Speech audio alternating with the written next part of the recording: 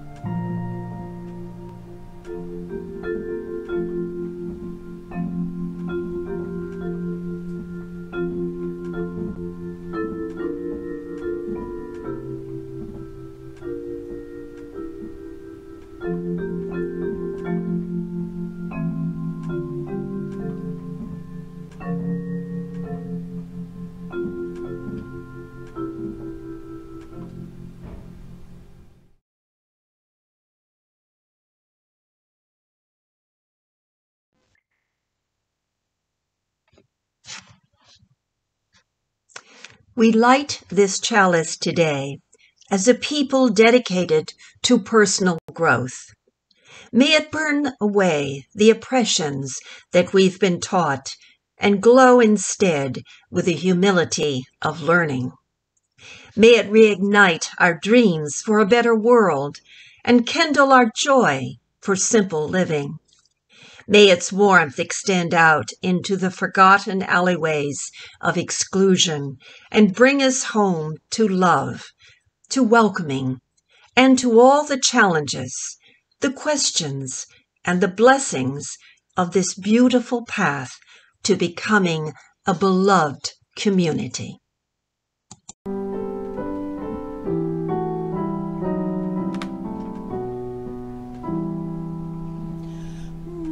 Mother Spirit, Father Spirit, where are you? In the sky sun, in the forest, sounds your cry.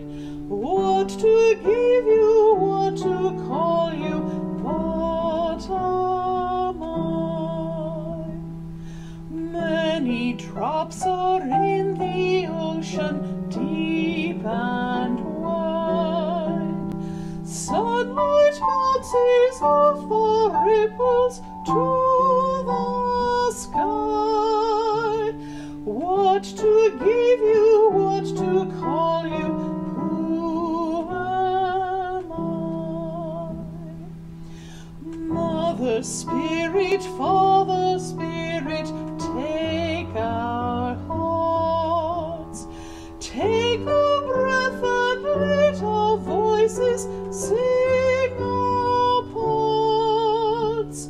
Take our hands and let us work to shape our art.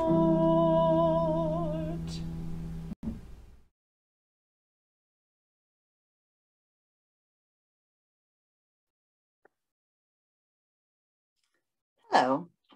Most religions draw their wisdom from one source, maybe some sacred writings written by somebody important a long, long time ago.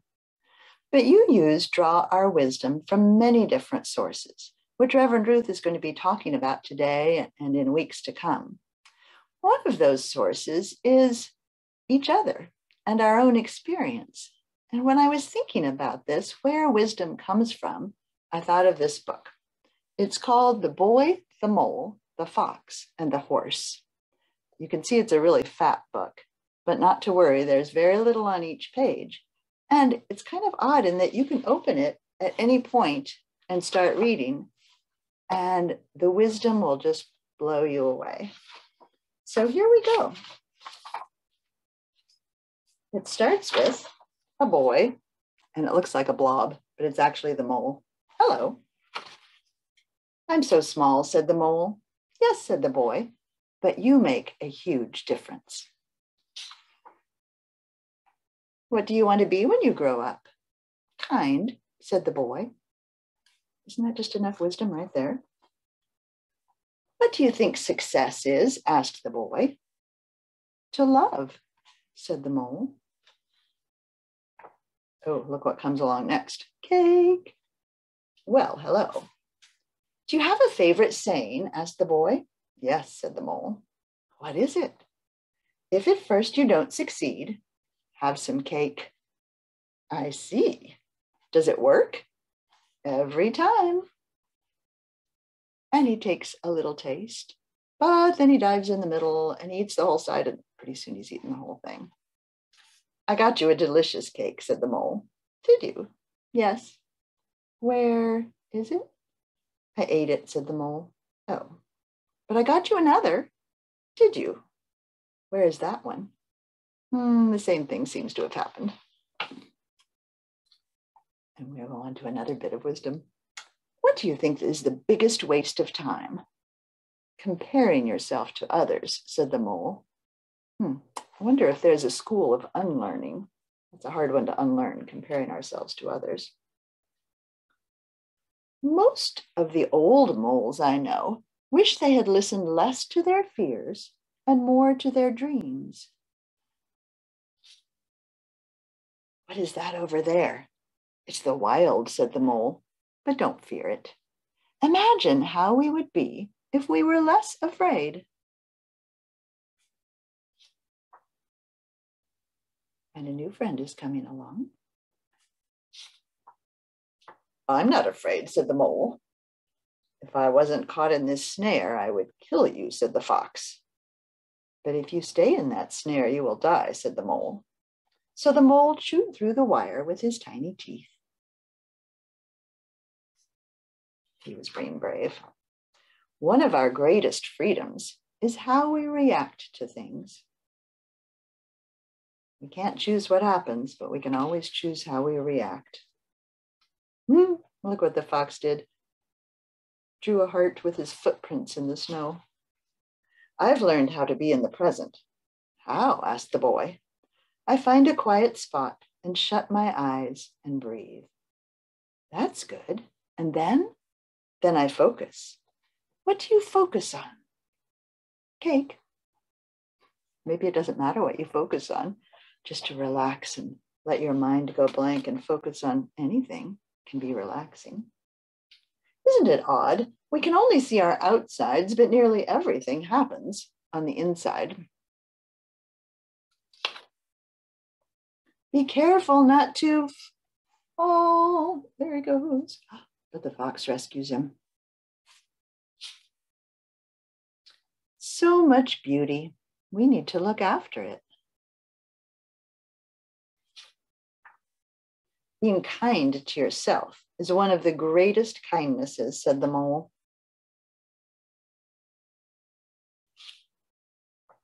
We often wait for kindness, but being kind to yourself can start now.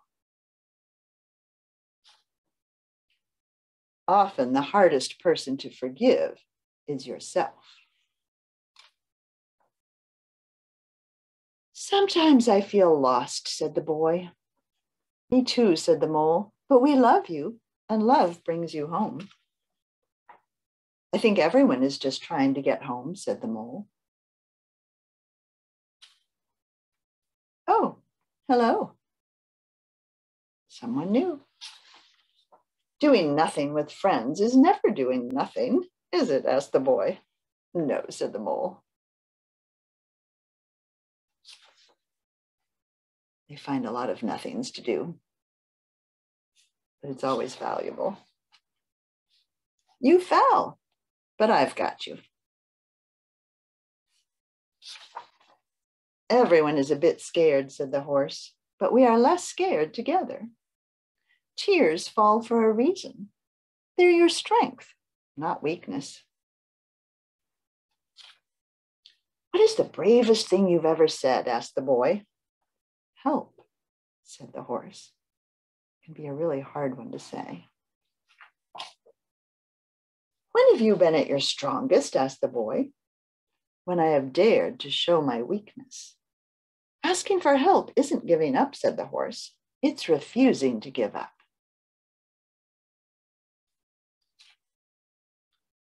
Sometimes I worry you'll all realize I'm ordinary, said the boy. Love doesn't need you to be extraordinary, said the mole. We all need a reason to keep going, said the horse. What's yours? You three, said the fox. Getting home, said the boy. Cake, said the mole. Doesn't matter what it is as long as you have a reason to keep going. I've discovered something better than cake. No, you haven't, said the boy. I have, replied the mole. What is it? A hug. It lasts longer.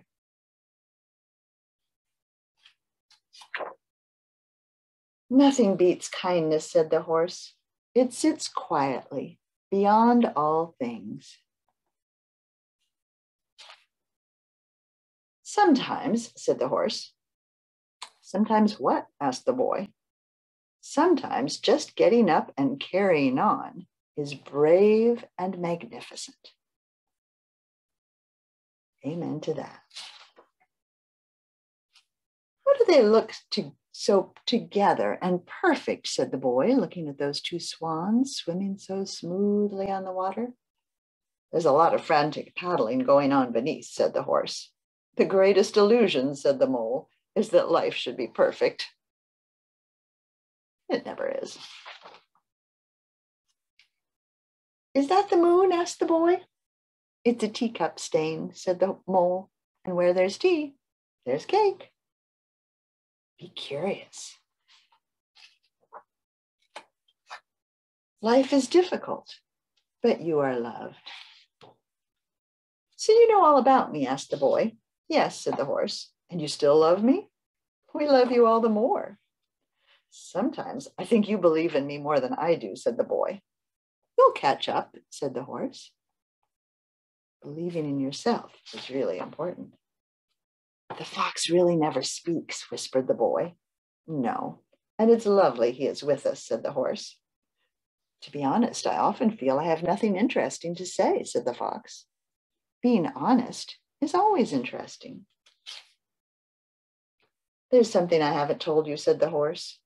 What's that? Asked the boy. I can fly. I stopped because it makes the other horses jealous. Well, we love you, whether you can fly or not. Okay. Is your glass half empty or half full? Asked the mole. I think I'm grateful to have a glass, said the boy. We don't know about tomorrow, said the horse. All we know is we love each other.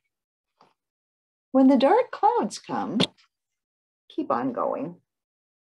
When the big things feel out of control, Focus on what you love right under your nose. The storm will pass.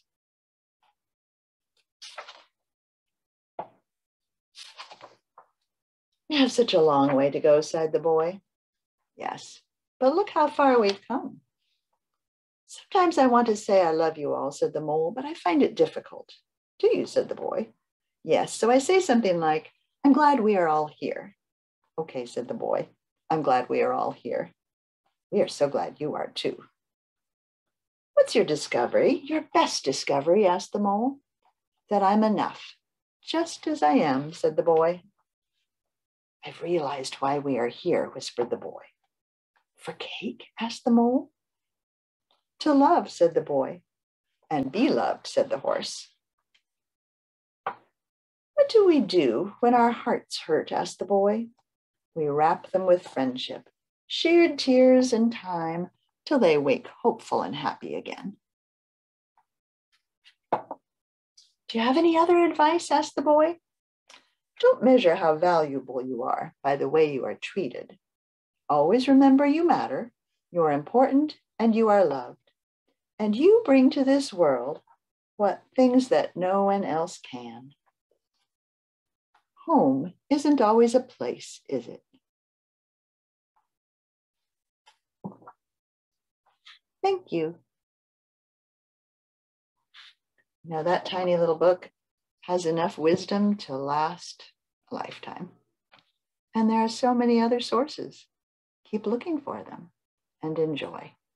Bye. Thanks for listening.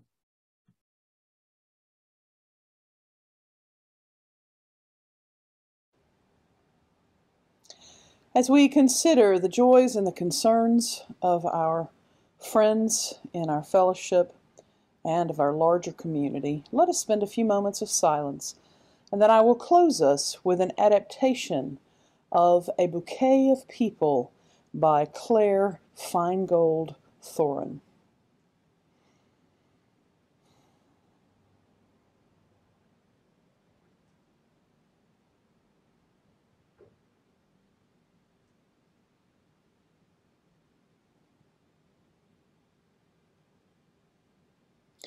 Let us give thanks for a bouquet of people. We give thanks for children.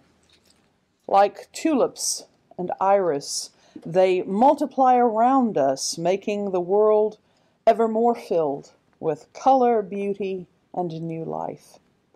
We give thanks for generous friends, as constant in bloom as echinacea, and whose gifts lift up our body and spirit.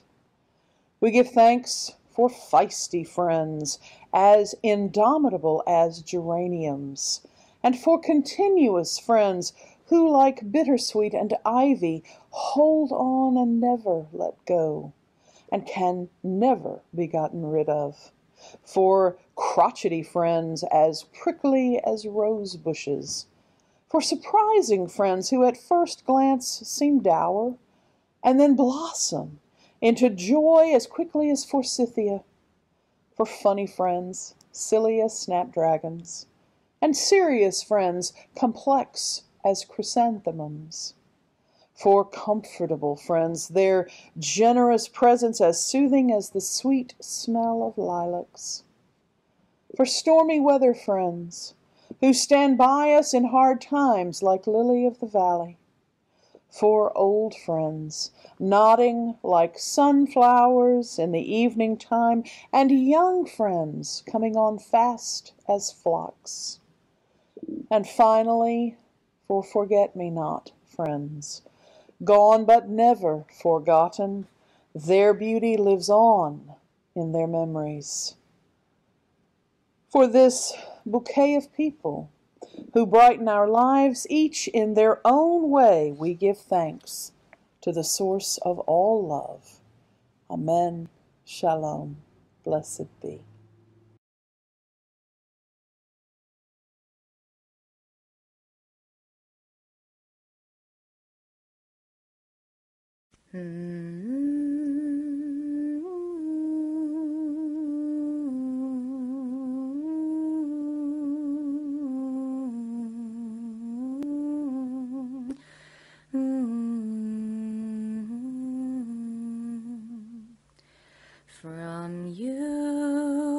receive, to you I give. Together we share, and by this we live. From you I receive, to you I give. Together we share, and by this we live.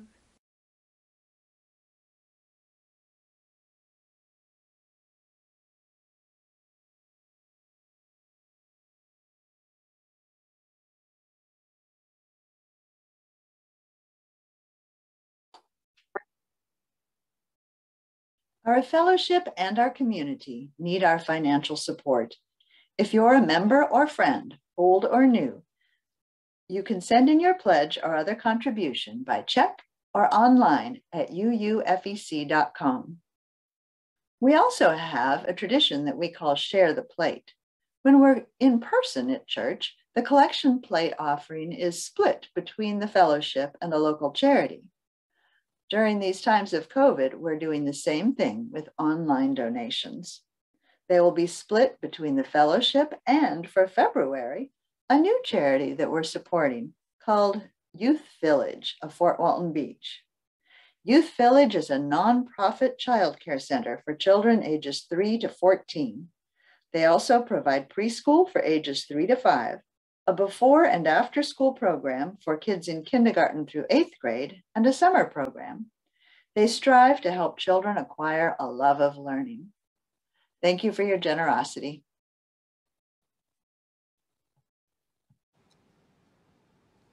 I am a Unitarian Universalist minister. I say this to a stranger in public with a fair amount of regularity, though less under pandemic conditions. I say it slowly so they can hear all the syllables and I won't have to repeat it. But no matter how clearly and carefully I say it, most folk have never heard of our church. I often get the impression from the stranger's facial expression that they immediately assume we are some kind of cult. Of course, all churches started out as cults, which simply means as alternatives to the majority religious option of the day. This is true all the way back to the earliest secret Christian gatherings in the inhospitable and intolerant environment of ancient Rome.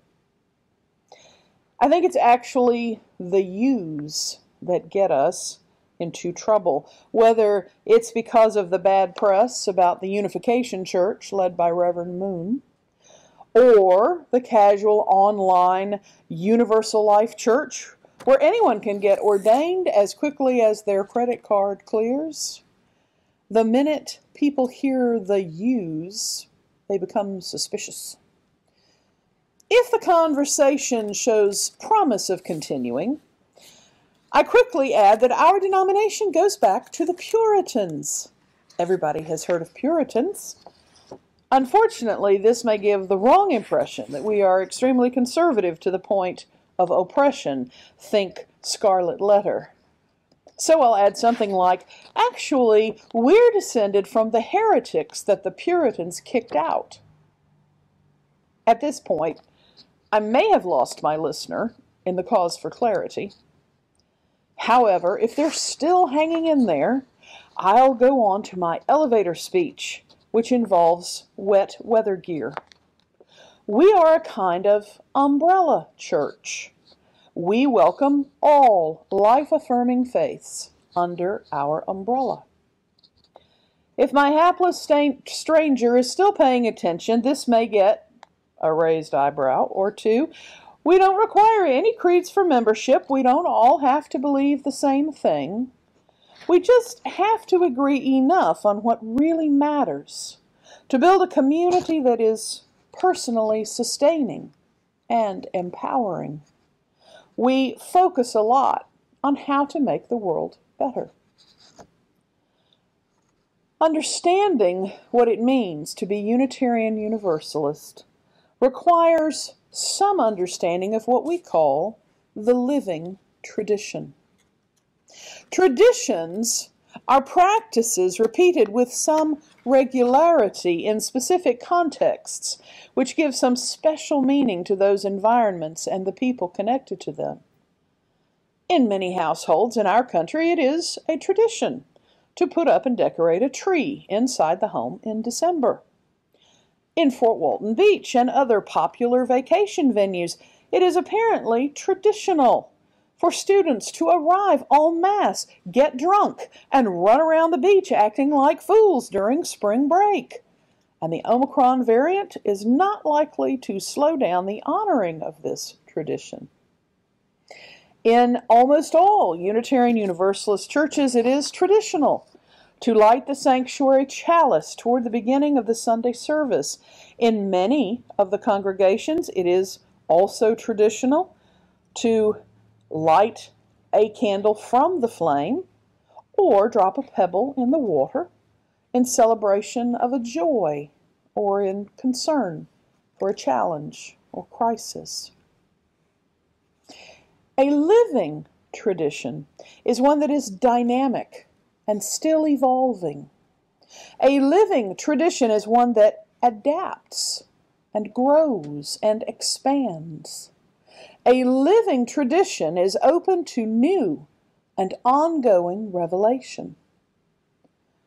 When we hear the word revelation, we may think of memes like Moses bearing the 10 Commandments hot off the presses of God's own finger, or Buddha sitting under the Bodhi tree for the 49 days it took to receive enlightenment, or Jesus rising up out of the river where a little bird told him he was the Son of God.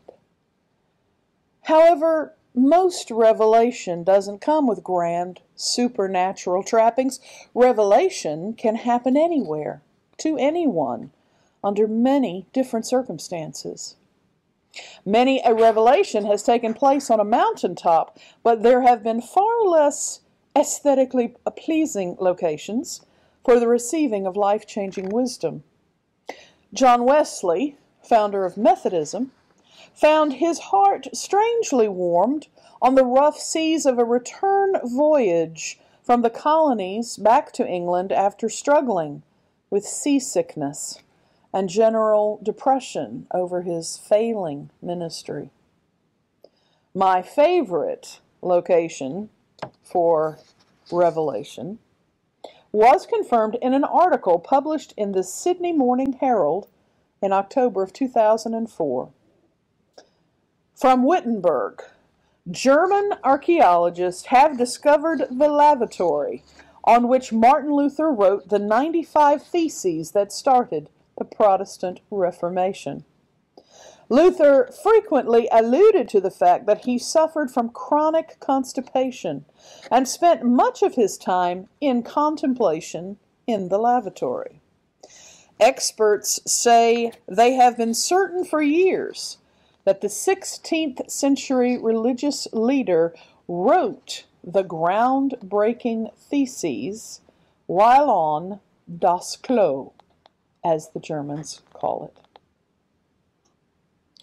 So, aside from such locations, where have Unitarians and Universalists found revelation in our living tradition, and where do we find it still?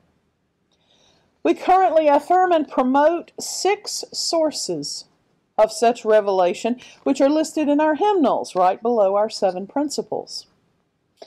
Let's set aside the first source for a moment. The second is words and deeds of prophetic people which challenge us to confront powers and structures of evil with justice, compassion, and the transforming power of love. The word prophecy, while often interpreted as future-telling, is more accurately understood as forth-telling. Prophets are those with the courage and conviction to declare truths through a variety of platforms and living them out in visible ways. Think of some of the great truth tellers and doers of the last century, such as Martin Luther King Jr. and Ruth Bader Ginsburg. Not all prophets are famous, and sometimes they have small congregations to receive their truths, but the value and prophecy is not limited by the size of the audience. The third source is wisdom from the world's religions, which inspires us in our ethical and spiritual life. Consider the influences of the many religious traditions and belief systems that were not originally part of the foundation of either Unitarianism or Universalism, but came to be recognized by the early 20th century as having much to teach us in our personal and communal development.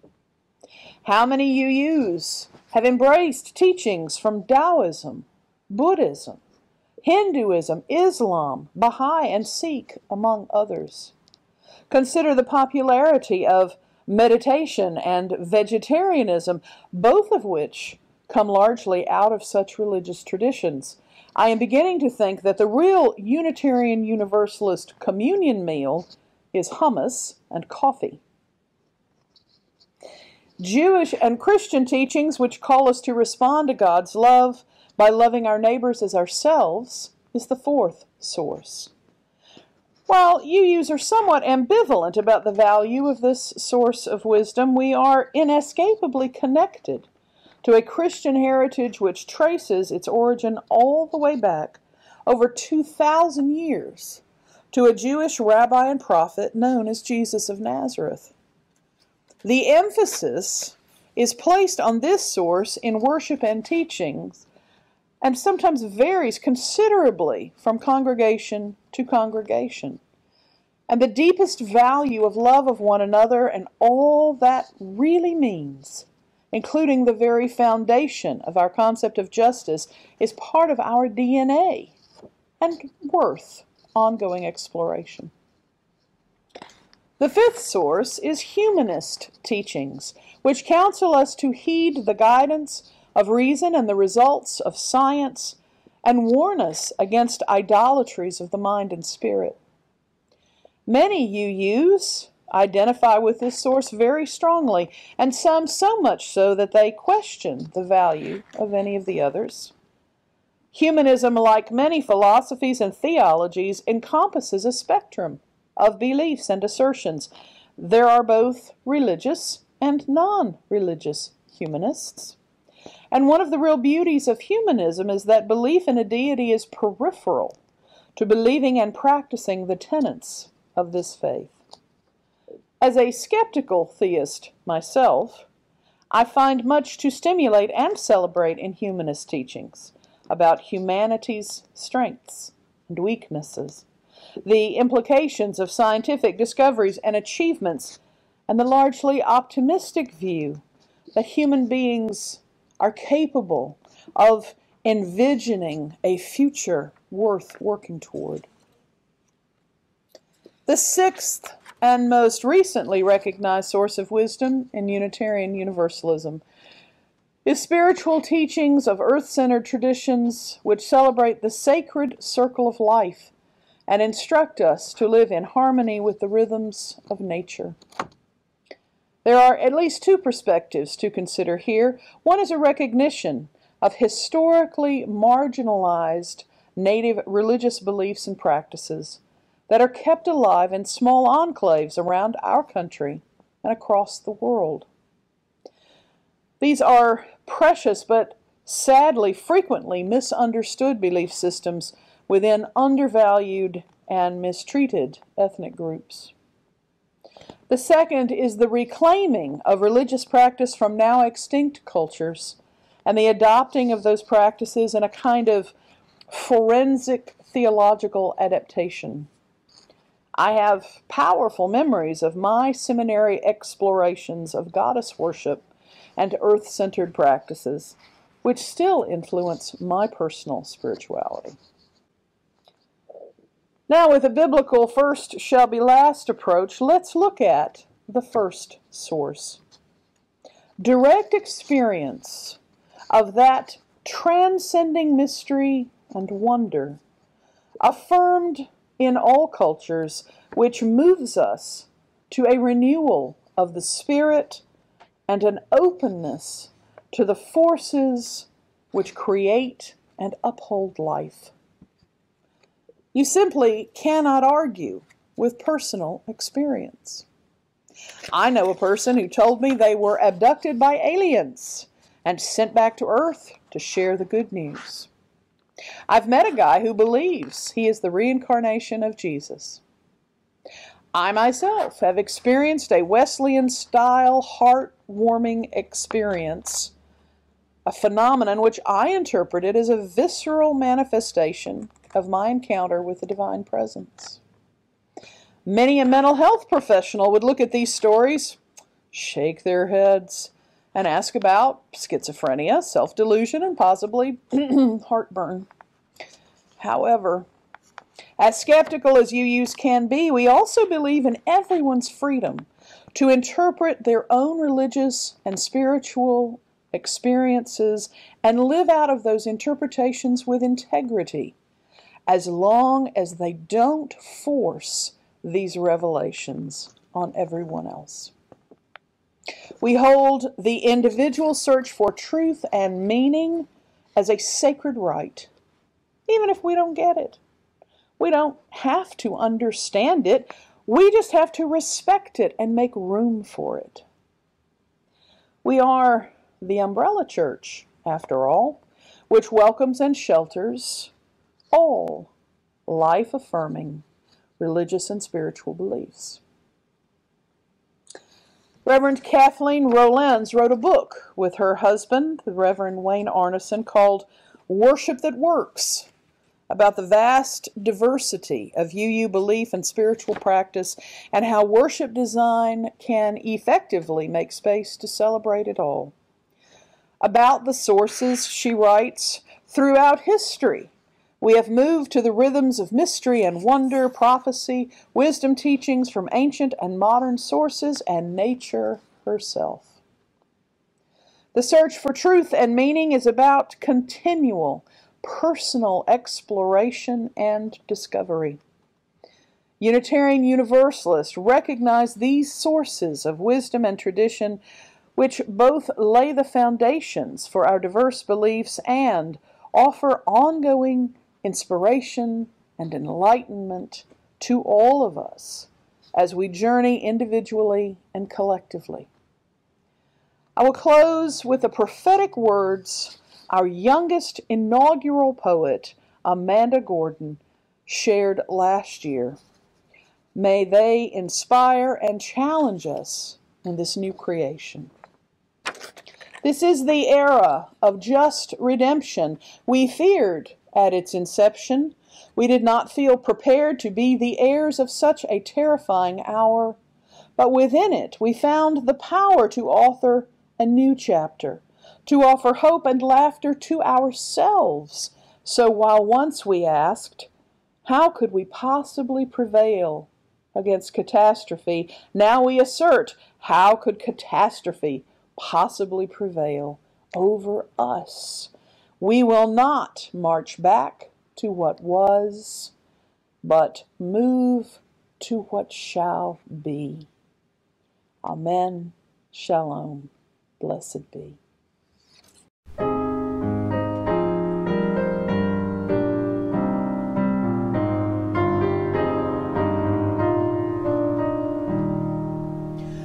Rank by rank again we stand, from the full winds gathered heathen, loud the hallowed words demand. Whence we come.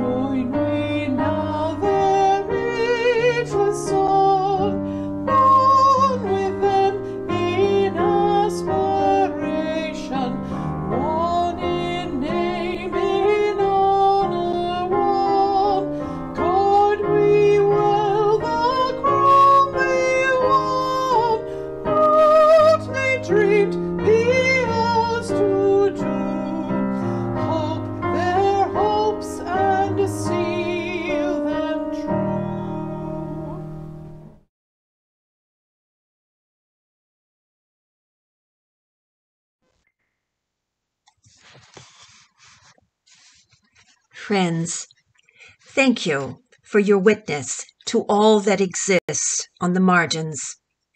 Thank you for your commitment to hold yourselves and one another in great and steadfast love. Moving forward from this space, may we continue to nurture spiritual growth.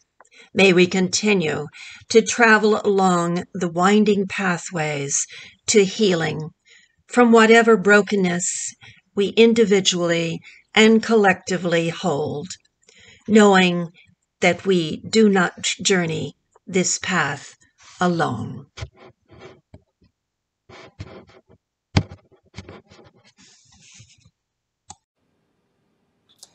Siblings and kindred, revelation does not stop.